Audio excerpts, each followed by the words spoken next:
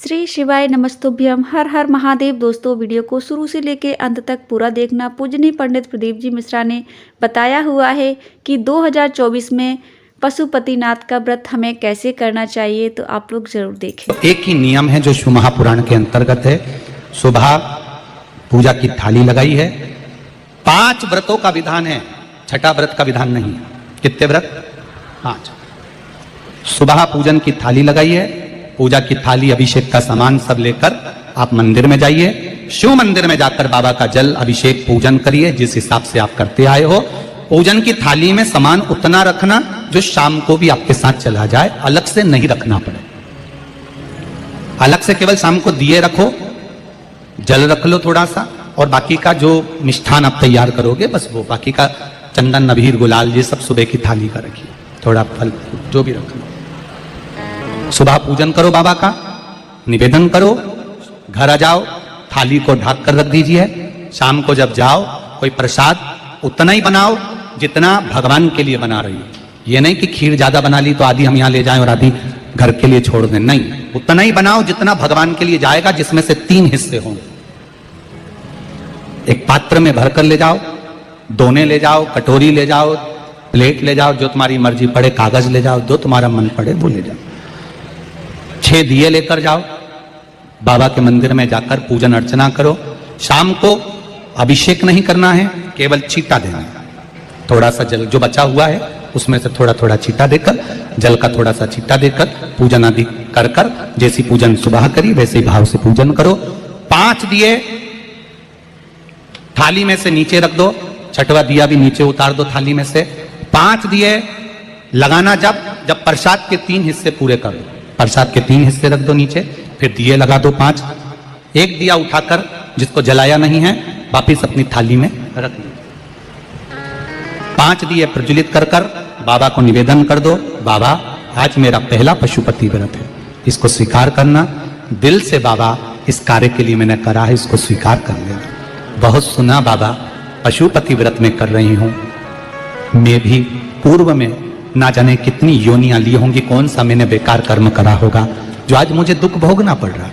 इस दुख को आप मिटा सकते हो क्योंकि आपका नाम पशुपति नाथ है। आप इसको मिटाइए, विनय करो, बाबा से विनती करो। एक दिया, एक प्रसाद का हिस्सा थाली में लेकर आ जाओ, बाबा को निवेदन कर कर, बाकी का वहां छोड़कर एक दिया, एक प्रसाद का हिस्सा लेकर आ जाइए। एक दिया, एक प्रसाद का हिस्सा लाए, घर के अंदर प्रवेश करते समय सीधे हाथ की ओर बैठकर, अपने घर की ओर मुख कर कर सीधे हाथ की ओर उस दिए को घर के बाहर प्रज्वलित कर दो। भगवान से विनती करो, भोलेनाथ आप मेरे घर में प्रवेश कर कर मेरा कार्य सिद्ध करें। बाबा को निवेदन कर कर अंदर जाइए।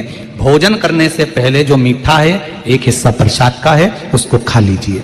उस हिस्से में से किसी को नहीं देना, चाहे घर में बच्चे हों चाहे बड़े हों। उस प्रसाद का हिस्सा केवल तुमको खाना। पहले प्रसाद खाइए, उसके बाद में फिर भोजन करिए। एक समय फलाहार कर सकते हो, दूसरे समय भोजन कर सकते हो। इसमें जरूरी नहीं कि आपको मीठा ही खाना है। शाम का जो प्रसाद बनेगा वो मीठे का ही भोग लगेगा। सुबेरे आप आराम से नमकीन का भी फलाहार कर सकते हो, मीठे का भी फलाहार कर सकते हो। फलाहार के लिए कोई मना नहीं है, फलाहार आप कैसा भी कर सकते हो। पर भोजन जब करोगे, अन्न जब खाओगे, जब पहले भगवान का प्रसाद खा लो। 4 पशुपति व्रत पूर्ण हो। बीच में अगर कहीं रजस्वला धर्म आ गया, आपको पूजन नहीं करना है, घर में कोई सूतक सावड़ आ गया, या कोई व्रत फंस गया, एकादशी आ गई, या कोई व्रत आ गया, तीज आ गई, चतुर्थी आ गई, जिसका व्रत करते हुए आए हो, तो पशुपति व्रत उस दिन मत करो, फिर अगले सोमवार कर लेना। 3 हो गए, एक रह गया बीच का, उसको अगले में करो, वो चौथे में गिनती में आ जाए। 5वां छूट गया, कोई बात नहीं, 1 महीने बाद तो होगा, 8 दिन बाद तो होगा, 15 दिन बाद तो होगा, फिर उसको गिन लो, 5वां हो जाए। महाराज ऐसे 5वां व्रत जब आए, 5वें व्रत के दिन शाम को जब पूजन करने जाओ, एक श्रीफल, कुछ रुपए, 11 रुपए आदि जो भी है, नारियल पर रखकर बाबा को विनय कर कर, बाबा आज मेरा पशुपति व्रत पूर्ण हो रहा है, आपकी कृपा हो, मेरी झोली भरना बाबा, विनती करो। और वो श्रीफल रुपया रखकर 5 दिए लगाकर, एक दिया वापिस लेकर, एक हिस्सा प्रसाद का लाकर देहली पर अपने वही दिया लगाकर अंदर प्रवेश कर कर भोजन ग्रहण करो। बाबा को निवेदन कर लो। पशुपति व्रत का कोई उद्यापन नहीं है, पशुपति व्रत का एक ही उद्यापन है, जो श्रीफल और 11 रुपए आपने मंदिर में रखे हैं, वो उद्यापन के भाव से रखे हैं, भगवान को नमन कर कर रखे हैं। ये पशुपति व्रत। अब दुनिया के लोग इसको पशुपति व्रत को कहीं इतनी बत्ती लगा दो तो इतनी बत्ती का दिया लगाओ तो ऐसा करो तो गलत। उसका नियम जो है वो एक ही, उस नियम के अलावा कोई नहीं। आप प्रेम से करो, स्नेह से करो, उसको दिल से विचारो, मन से विचारो। शंभो शरणे पड़ी मांगू घड़ी रे घड़ी, दुख काटो दया करी निदर्शन आपो। आप दिल से उसका स्मरण, ये पशुपति व्रत है। एक व्रत करने के बाद अगला जब व्रत करो तो थोड़ा रुक कर करना, एक साथ लगे लगाए व्रत ना करिएगा, थोड़ा रुक कर करिए, इंतजार करो 3 महीने का कि बाबा मेरी ऊपर कृपा जरूर करेगा। दिल से करा है तो वो दिल से देगा, झोली भर कर देगा, ये निश्चित है। उसका व्रत फल देता है। करना जरूरी नहीं है कि व्रत माताएं करेंगी, पुरुष कर सकता है, बच्चे कर सकते हैं, बूढ़े कर सकते हैं, बड़े कर सकते हैं, बेटा बेटी कर सकते हैं, नवयुवक बच्चे कर सकते हैं, पर दिल से करो उस पशुपति व्रत। कोई आपका दूसरा व्रत फंस गया है तो पशुपति व्रत को छोड़ दो। उस दिन आपका जो व्रत है, एकादशी हो, चतुर्थी हो, तीज हो, छठ हो, उसको कर लो। नवरात्रे फंस गए, नवरात्रे कर लो, उसके बाद कर लेना पशुपति। जितने व्रत रह जाए उस व्रत को बाद में। महाराज शिव कृपा। ऑफिस का काम अभी तक चल रहा है?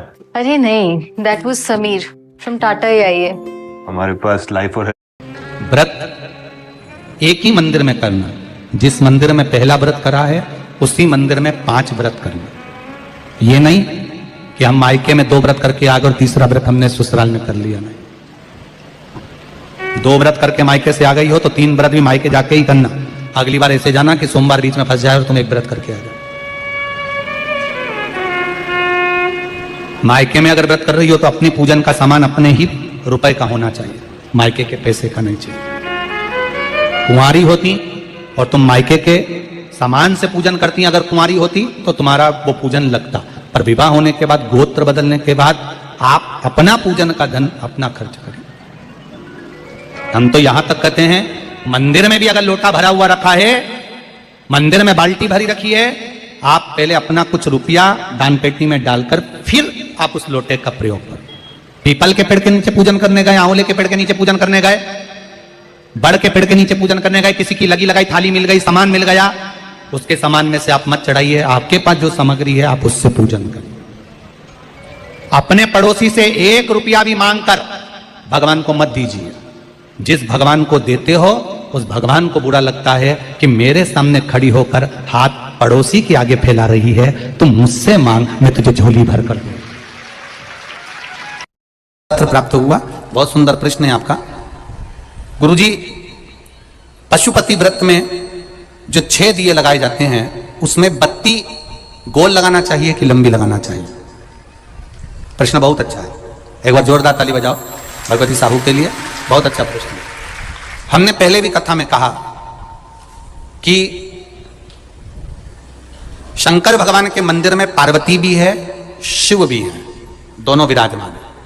आप दोनों तरह की बत्ती शंकर के मंदिर में लगा सकते हैं। जहां देवी के मंदिर में अकेली देवी होती है तो वहां पर फिर लंबी बत्ती का क्रम आ जाता है।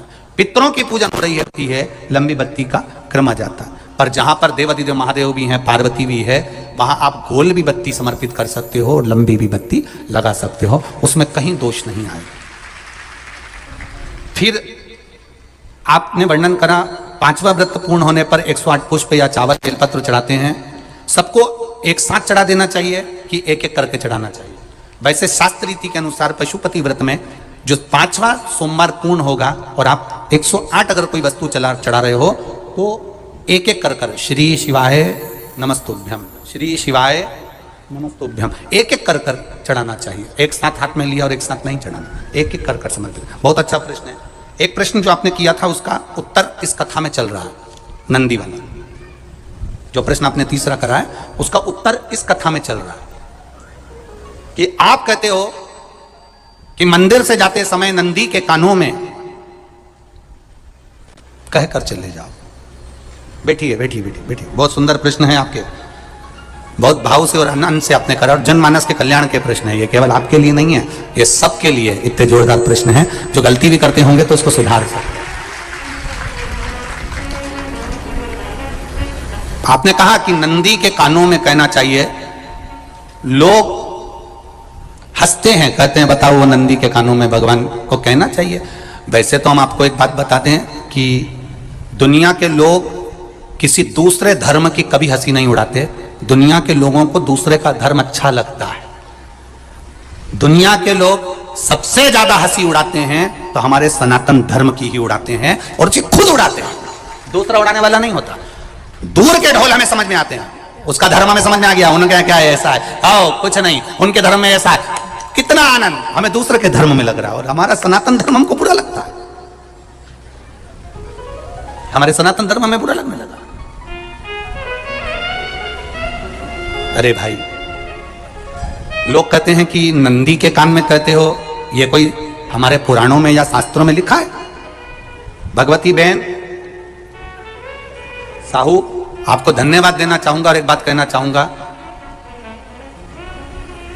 जितनी भी शिव महापुराण के अंतर्गत चाहे उपाय जो बताए जाते हैं कि बेलपत्री ऐसे चढ़ाना, काली मिर्च ऐसे चढ़ाना, चावल ऐसे चढ़ाना, धतूरा का क्या महत्व है, शमी के पत्ते का क्या महत्व है, बेलपत्री के पत्ते का क्या महत्व है, ये जितनी भी बातें बताई जाती हैं ये सब पुराण के अंतर्गत से बताई जाती है। अब दुनिया के लोग इसको चाहे टोटका कह दें, चाहे दुनिया के लोग इसे टोना कह दें, पर पुराण से हटकर कुछ नहीं। और आप लोगों को अगर बोला है कि नंदी के कान में कहकर भगवान शंकर के मन में बात पहुंचे, तो ये क्यों कहा, तो ये भी हमारी शिव महापुराण में लिखा है, जलंधर के चरित्र में। कोई आपसे कहे कि नंदी के कान में बोलने से क्या होता है, ये जलंधर का चरित्र कह रहा है। मां पार्वती जी का हस्त कमल पकड़कर जलंधर लेकर जाने लगा। वृंदा का पति लेकर जा रहा। वृंदा तो भगवान की भक्ति में लीन रहती थी, उसको तो जलंधर को सबसे ज्यादा तकलीफ थी नारायण से, पर शिव के पास आ गया, क्योंकि ईर्षा प्रवृत्ति अभी कथा में कहा, कोई कोई ऐसा होता है जिसको तुमसे बेर नहीं होता तो भी अंदर से ईर्षा जाग जाती है, कोई कोई ऐसा होगा जिसको अंदर से ईर्षा जागती है,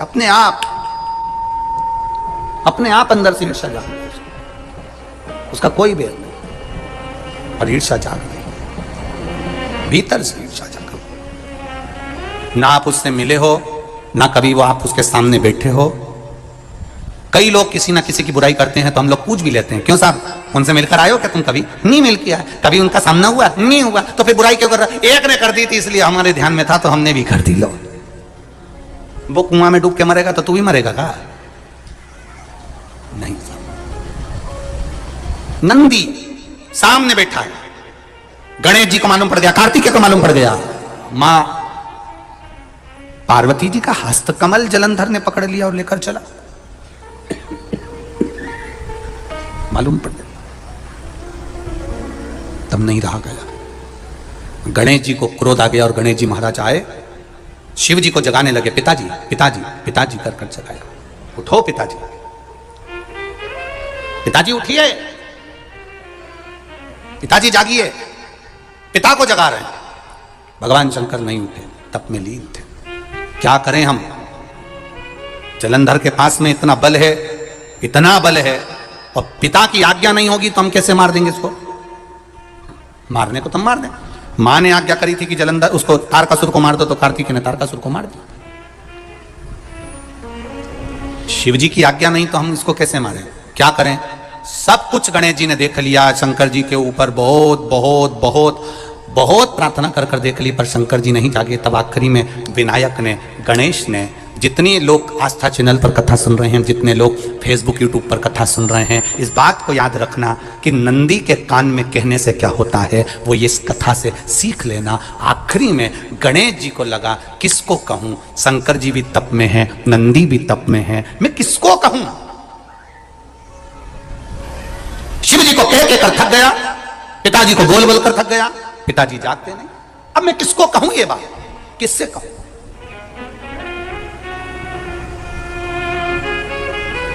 विनायक गए सीधे अब नंदी के पास में। नंदी भी तप में लीन थे, शंकर जी की ओर मुख था, शंकर जी की ओर मुख था। गए और जाकर तुरंत विनायक ने नंदी के कानों में जाकर कहा, नंदीश्वर मैया का हाथ पकड़कर जलंधर लेकर जा रहा है। पिताजी तप में लीन है, कृपा करिए ना। बस केवल नंदी के कान में कहा, गणेश जी दूर हट गए। नंदी के कान में कहा, शंकर जी के नेत्र खुल गए, शिव जी के नेत्र खुले। ध्यान देना जरा, इस शिव महापुराण की, आशुतोष शिव महापुराण की कथा, जो कथा यहां कही जा रही है, यह कथा पहले के चरित्रों में सुनने को नहीं मिली होगी। जरा ध्यान देना इस संवाद पर। जितने लोग आस्था चैनल पर, जितने फेसबुक पर सुन रहे हैं, सनातन धर्म की हंसी उड़ाने वाले कह देते हैं नंदी के कान में कहने से क्या होता है, नंदी के सामने जाकर बोलने से क्या होता है, नंदी के पास बैठकर बोलने से क्या होता है, नंदी के पास बैठकर शंकर जी का मात्र दीदार करने से क्या होता है, दर्शन करने से क्या होता है। वो अच्छे से समझ लेना, जो लोग सनातन धर्म पर उंगलियां उठाते हैं, वो अच्छे से समझ लें इस बात को।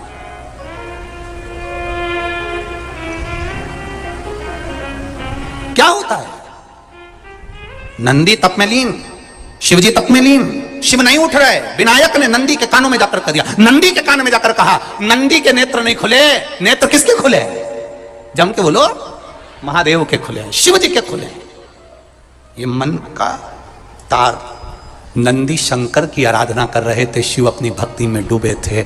यहां कहा, यहां पहुंचा, जो दिल में था उस तक बात पहुंच गई। नंदी के दिल में शिव थे, तुम कहे, नंदी ने शंकर तक बात पहुंचा दी। वो सूत्र जो बंधा था दिल से दिल तक का, वो पहुंच गया। वो सूत्र जो दिल से दिल तक बंधा हुआ था, मन से बंधा हुआ था, खबर वहां तक पहुंच गई, खबर पहुंच गई। श्री शिवाय नमस्तुभ्यम। दोस्तों, उम्मीद है कि आपने वीडियो को अंत तक जरूर देखा होगा। ऐसी अच्छी जानकारी पाने के लिए हमारे चैनल को सब्सक्राइब कर लीजिए। हर हर महादेव।